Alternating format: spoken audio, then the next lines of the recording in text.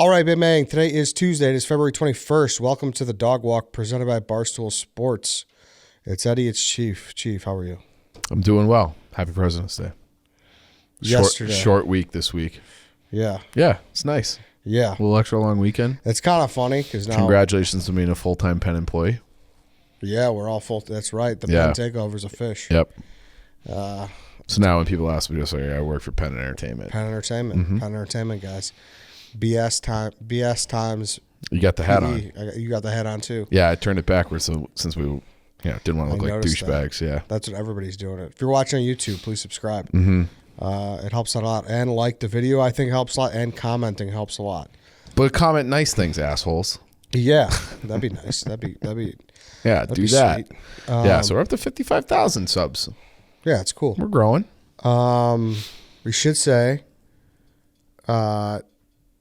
last week a lot of people were interested about that Ohio train. The train derail. Yeah. I feel like that is, no pun intended, but it's picking up steam.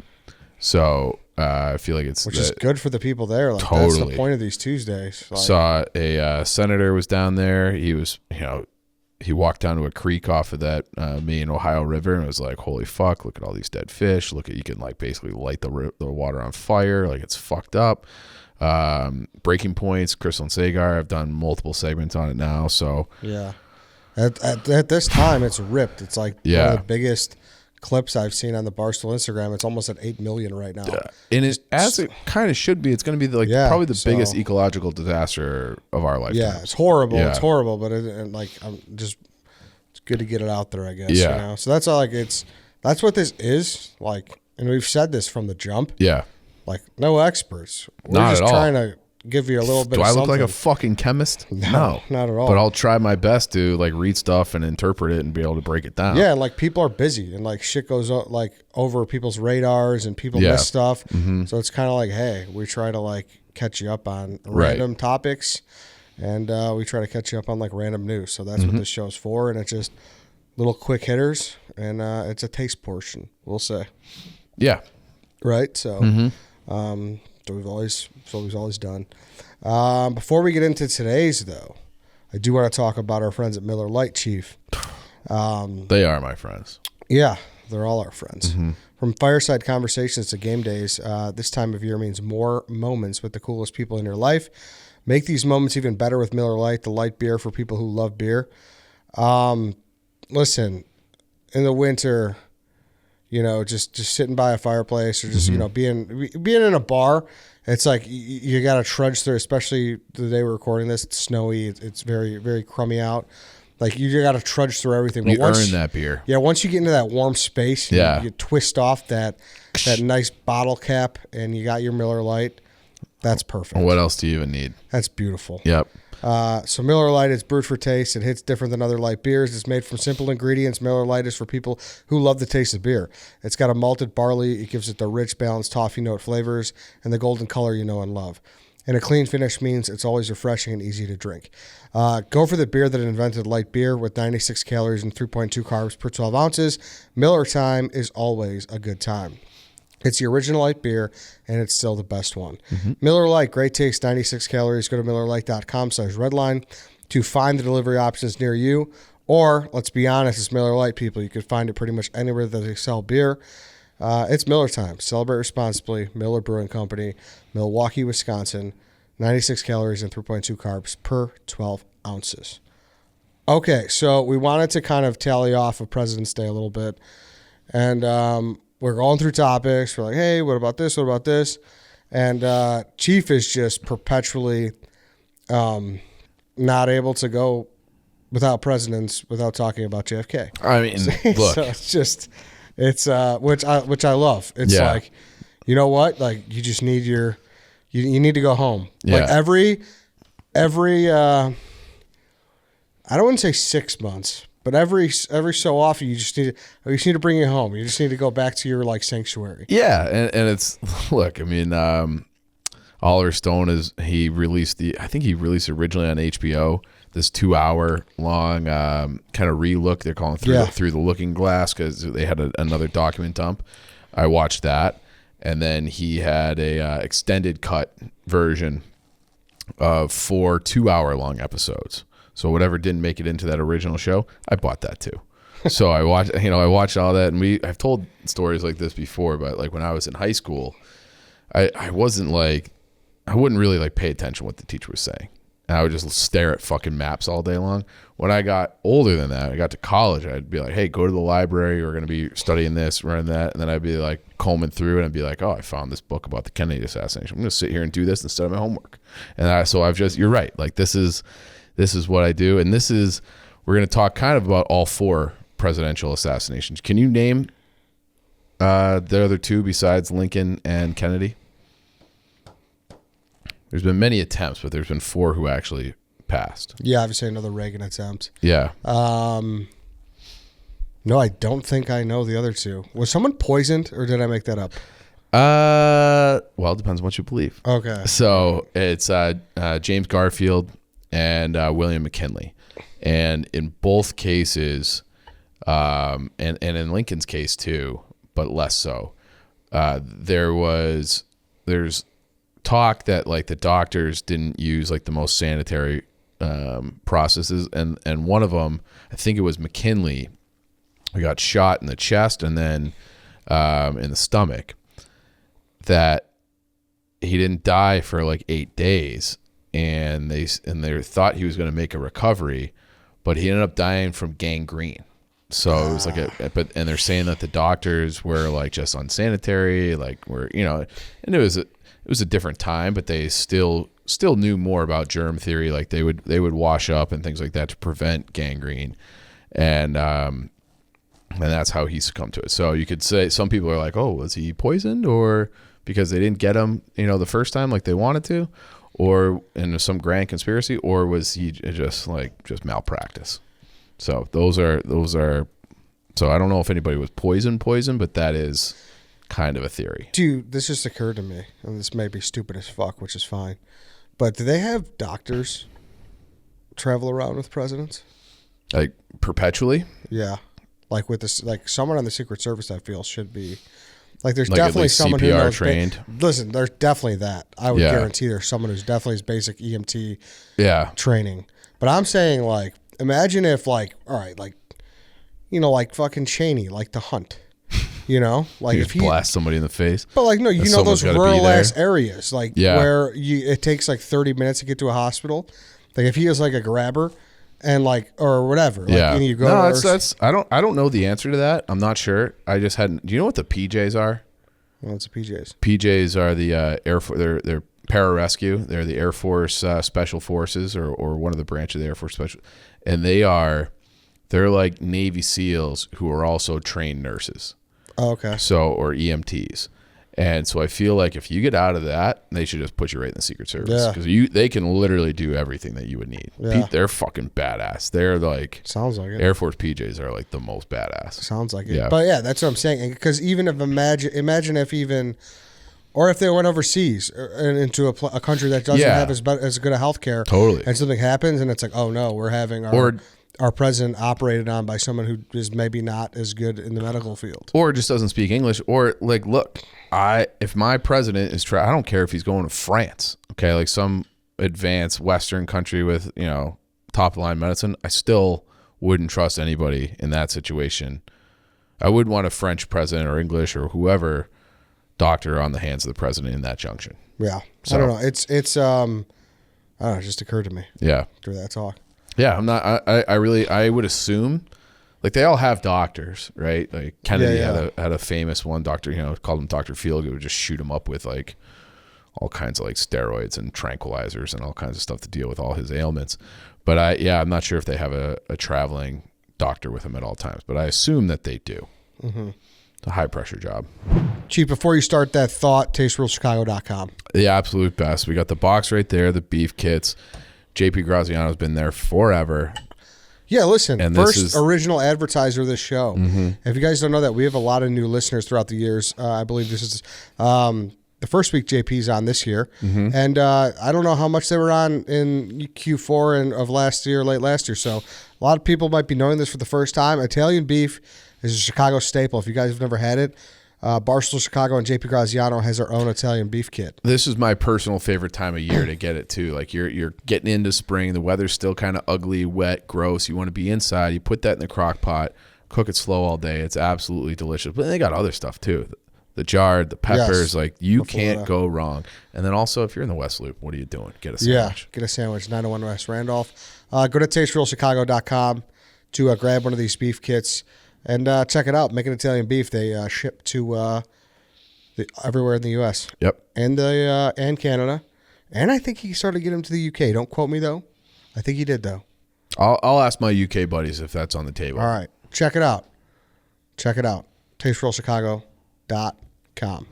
And at 901 West Randolph, today, Tuesday, Fat Tuesday only, JP Graziano and Il Giordano del Dolce, an awesome bakery on the northwest side of Chicago, Harlem, and Diversey over there. They're doing a Giardiniera-infused punch key. Now, I know how that sounds, but Jim Graziano swears by this. He says it's actually good. So I trust him with my life. So you guys have no choice but to trust him as well, I guess we'll say. So that's only today. Like I said, so if you're listening right now, they're open 11 to 4. Call ahead. Make sure they still got them. 901 West Randolph, JP Graziano, Il Giordano del Dolce, excuse me.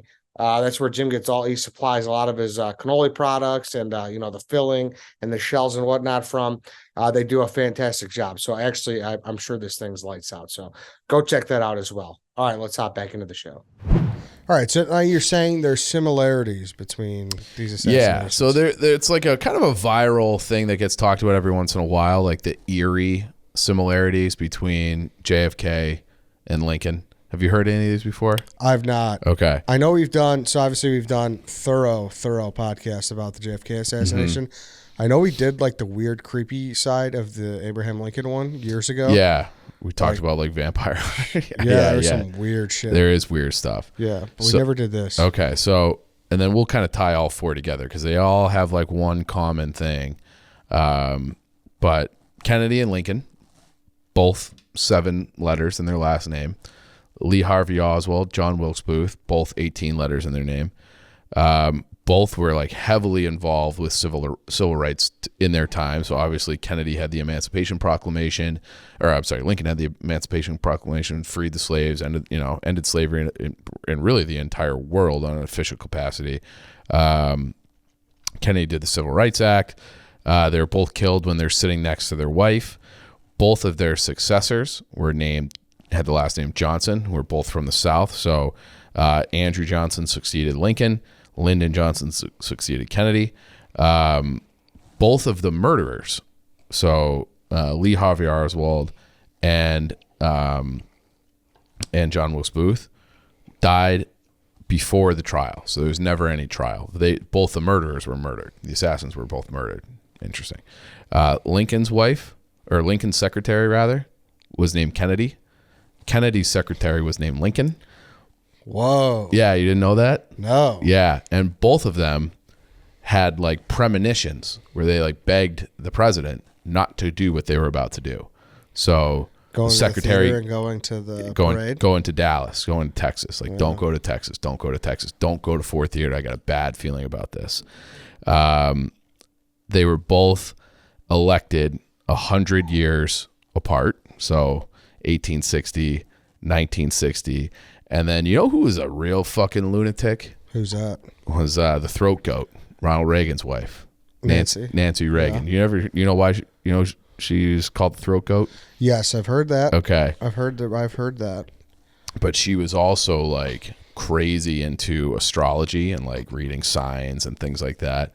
And she was very worried about the numerology about Lincoln, Kennedy, and Reagan, that they were all linked somehow, and she was like convinced that he was going to get assassinated, and then he did get shot and survived. But she was like very nervous about that, and like was very particular about, especially after that. It was like, your Venus is in retrograde or whatever, you can't go to Seattle. Like shit like that. Like she got fucking nuts about it after that assassination attempt, because she was convinced that there was some kind of something linking all of them. But what really linked all 4 of those presidents, what's the thing that links and just makes the world go around? Money. Fucking money. Okay. And this has been an ongoing issue in our country since its creation.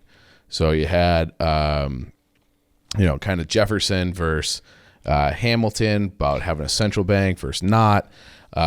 You had Andrew Jackson, who was a president who, because you've heard of the Rothschild family? They're like the banking cartel empire all over the world. And supposedly, like, there's all kinds of, we should do an episode on them at some point. There's all sorts of creepy, weird shit connected to them. But they're known for, like, having this dynasty of central banks that kind of run the money supply all over the world.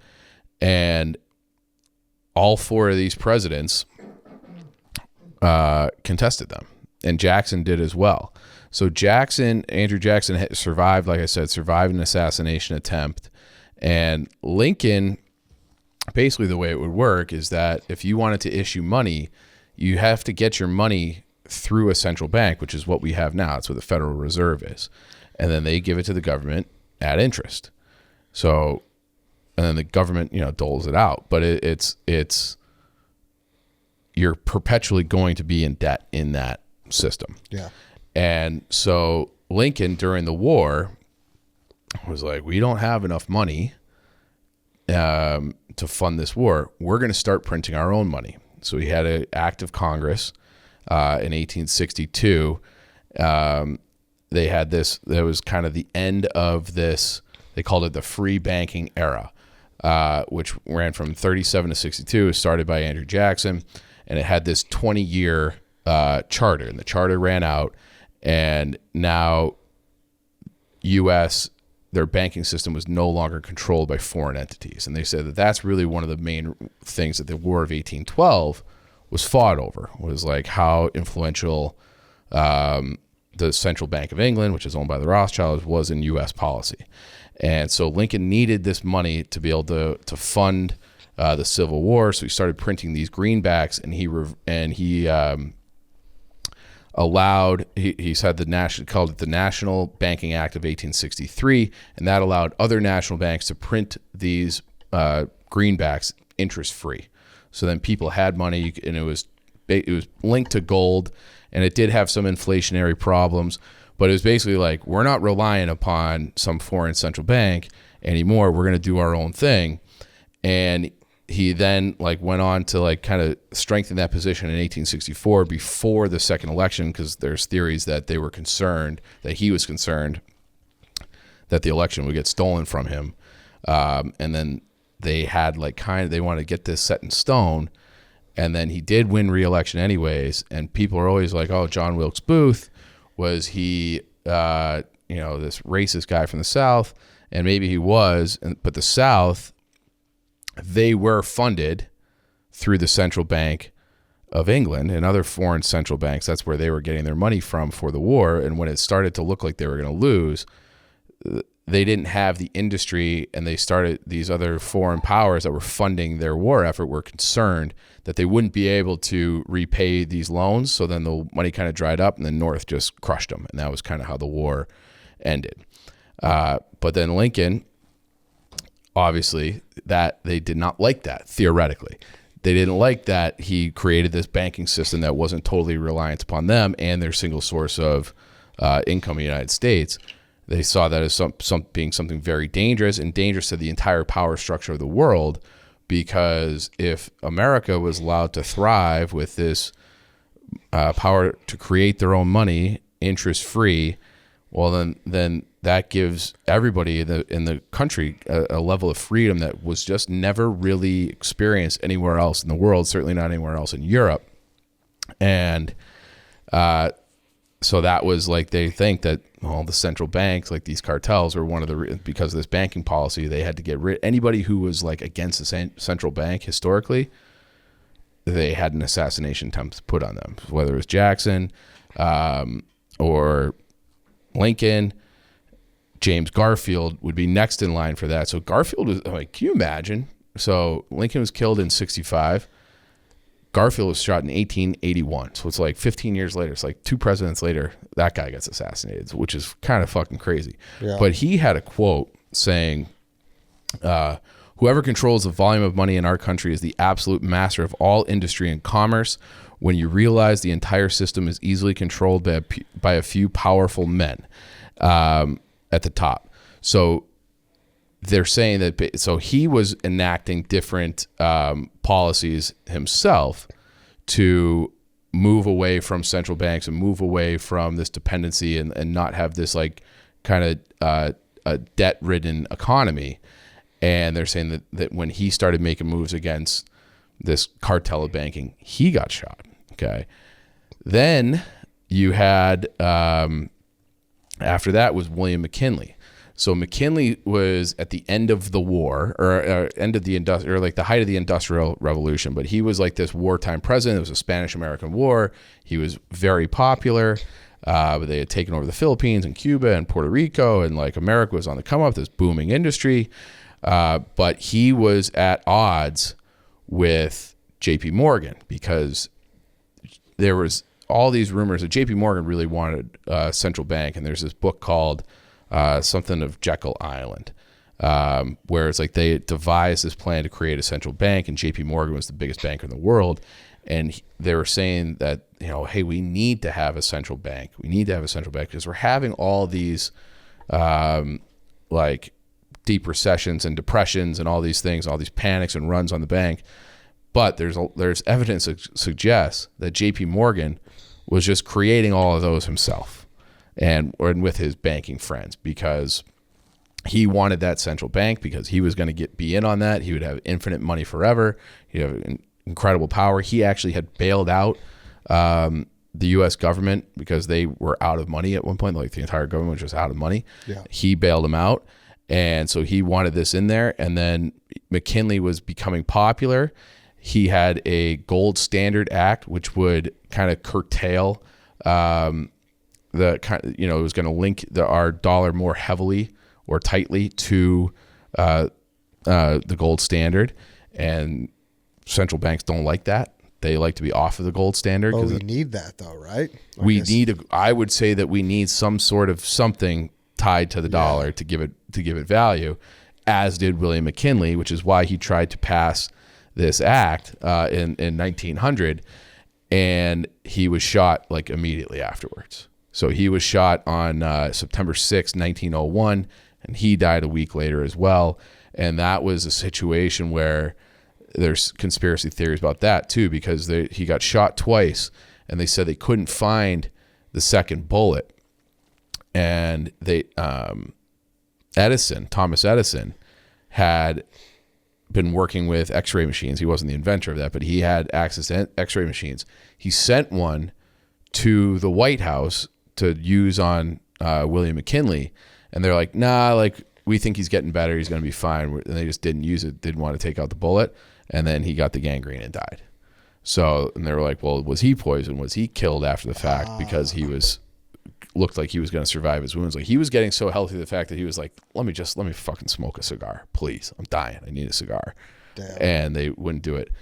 And then you get to Kennedy. Okay. Kennedy, same thing. Like he made enemies of fucking all the powerful people, like in the quote unquote deep state. Right. So the intelligence community, the military, he was going to, the famous quote was he was going to splinter the CIA into 1,000 pieces and scatter it to the wind. But what really got him in trouble was that he signed an executive order 11110 on June 4th, 1963. So 5 months before he was assassinated. And that gave the Treasury power to print its own debt-free money for the first time since Woodrow Wilson signed the Federal Reserve Act of 1913. And Woodrow Wilson, he kind of got into power and was backed by all these powerful people. And he's like, yeah, like I'll sign your Federal Reserve Act. And then if you look up the quote from Wilson, I won't get it right now, but it was like, I have doomed my country by signing. Like once he realized what he did, he said it was like the biggest regret of his life was signing this act, because he realized what creating the Federal Reserve meant. And it meant that the United States would be beholden to the Federal Reserve and the central banks indefinitely. So Kennedy recognized that as a problem as well, and he got the power from Congress to start, like the Kennedy half dollars. Okay, Yeah. that's almost like they're rubbing his nose in shit a little bit, because those are supposed to be silver, like actual silver. This is a physical asset with a real value linked to it that is traded commercially, and he got shot and killed. The only year that they printed the Kennedy half dollar made of actual silver was 1963, and then they kept reducing the actual silver in it. Now there's none. It's like nickel and then like copper in the middle, if you find one. So it was like that was like they're rubbing his nose and shit, because you want to make your own money? Well, now you're dead, and we're only gonna have like the coin that you wanted for 1 year, and we're back to doing our same shit. So all roads, always, the powerful people. You try to take away the power from the central banks internationally here, that's when presidents get in trouble. That seems to be the link between these four guys who, in some cases lived 100 years apart. But they're all kind of run into the central banks where they get fucked. And can't fight money. Money is what runs the world. That's what runs the world at the end of the day. You cannot fight money. You're correct about that. That's why you can't battle with the IRS. Like you just can't. Money runs everything. You think anyone will ever try to take on this fight again? I mean, the closest thing would kind of be Bitcoin, right? But then you see like the CEO of JP Morgan Chase now, Jamie Dimon, and he's like, yeah, like this is a fad, this is a farce. And then I think Bitcoin feels like the most real one. I'm not an expert in this, obviously, either. We've had Bitcoin Marty on to talk about it. But it's like these with Sam Bankman-Fried, it was basically, that one was complete bullshit, because they didn't have any like rules or regulations. Like just print it, say it has value on paper when it really doesn't. Yeah. Where Bitcoin, you can, while that is true with Bitcoin as well, it's just assigned value. There is a fixed number. So it's the same principle in theory as a precious metal, where it's like there's a finite amount of this, so it will always hold some level of value. That would be the modern take on, but there's no like person doing it, trying to like get away from the actual Federal Reserve and the central bank. Think the Illuminati's involved? Well, that's what they say. The Illuminati and the Rothschilds are largely the same thing. Yeah, we're gonna have to do that someday. It's fucking wild. We've never done the Illuminati, to be honest with you. Yeah, and the Rothschilds. Yeah. There's a few out there, like some big heavy hitters that we haven't done. And that's kind of the top of the list. Did you see the conspiracy theory going around the internet about Rihanna at the Super Bowl? No, is that? So she went like this. Oh, she threw up the diamond? The triangle. Yeah, the triangle. Okay, which is, people say that is the Illuminati. The Illuminati sign. And it's like, oh, there it is. And like the broadcast cut out before she did that. So it was you only saw it from fan videos inside the stadium. So it was like, why didn't the NFL show that? Like, what's the conspiracy? And then what I saw was it is actually more of a diamond, which is supposed to be more of an H, which is supposed to be Hove, a.k.a. Jay-Z, and everybody who's under his label, they always flash like we're part of the Hove label. But I wouldn't be surprised if Jay-Z and Beyonce were fucking Illuminati. We're going to say like Jay-Z and Beyonce are not. This is one of those things where I'm like, I kind of feel like they're not a big enough deal. I feel like there's this level, like they're a big deal, but I don't think they touch like the Rothschild type people. Yeah, but I think there's layers to it, right? There's money and then there's influence. But eventually, right? Yeah, sure. There's money and then there's influence. And the money buys the influence? Yes. Sure. But I feel like at some point, you can't have too many people in, because then it just gets leaked. Like the bigger the story gets, the harder it is to control, which is one of the reasons why like that's like my big thing with like the Kennedy conspiracy, where it's like, I don't know how, if you have like the CIA, the mafia, all these people, even though they're like the best secret keepers who ever lived, the CIA, the mafia, if you have all these people working on it, How did nobody FBI, how did nobody slip up? and want the glory? Doctors, whatever. And like there's little like guys on their deathbed like saying things, but who knows if they're just going nuts or whatever. But it's like they've been keeping that a secret for almost 60 years, over 60 years now. So that to me, and kind of same thing with aliens too. Although this latest thing is just, to me, it's like, what do you mean you can't find the fucking debris? Were people different then, though? What do you mean? Like, I don't know. Were they... in the 60s? Yeah. Like, were they as clout-chasing fucking... I think people have always had that to a degree, but yeah, they weren't jumping up on TikTok and making selfie videos and stuff like that. But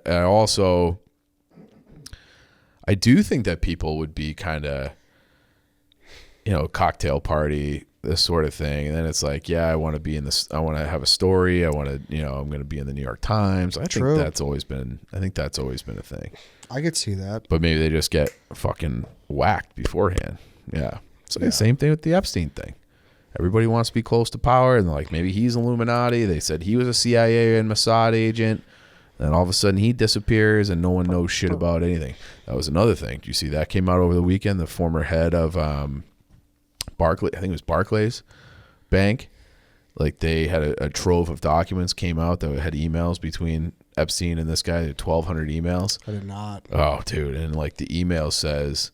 From this, like the head of one of these major banks writes to Epstein, tell Snow White I said hello. And it's like, well, I don't know what that means, but it sounds pretty fucking creepy knowing what went on there. And he goes, who do you want to see next time? And he goes, how about Beauty and the Beast? So it's just like, who knows what that means, but it's fucking, I read that and I'm like, oh God, that's like fucked up. And like, how deep does that web go? And like they gotta just keep releasing shit like this because now that guy had been removed from it, but he had been in like one of the top guys at JP Morgan and these other big Wall Street banks for years, and he's connected that 1,200 emails, and they said the majority of them were personal in nature, back and forth between him and Jeffrey Epstein. And this was something that came out from... This came out... I don't know what it came out from. Let me see. Got you. Because you think like the fucking IT guys would be squatting on some of this shit, right? But then it's like those stories don't seem to stick around. Yeah. Which has never made a lick of sense to me. Yeah. No, I feel you. Yeah. It's crazy. Yeah. All right then, Chief. Thank you. Thank you, everybody, for listening. Thank you for watching. Cooler heads have prevailed today rather than yesterday with the draft and the after effects and whatnot. Well, I mean, look, you're just wrong about that. You could make up any law. Listen, you could make snack wrap. You're talking about a flour tortilla with a piece of fried chicken in there. We don't know the reaction to everything yet, so we'll see how this ages because we recorded this before the draft day, so we'll see. I hope history is kind to you, but I don't think it will be.